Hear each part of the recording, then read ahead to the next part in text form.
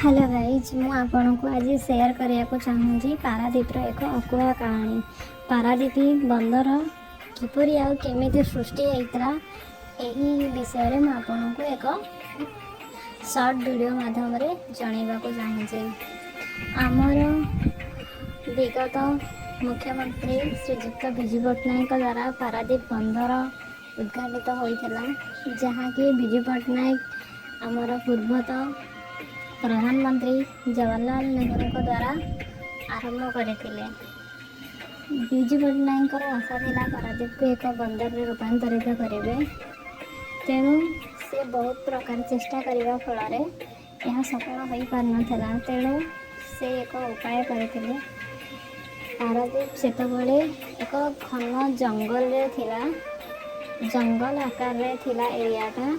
एठारे प्रायतः लोक भी बसवास करुनथिले,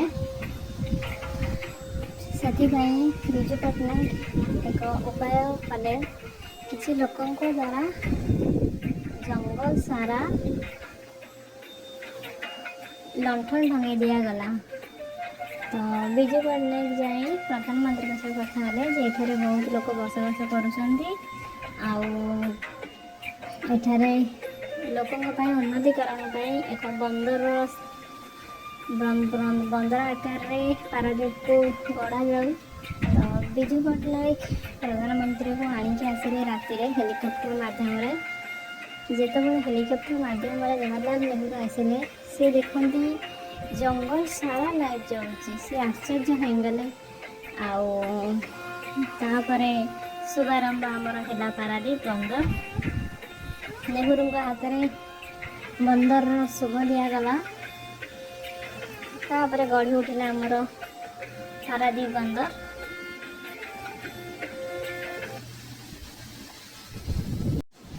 पारादीप हेउची भारतर प्रमुख बंदर मध्य अन्यतम।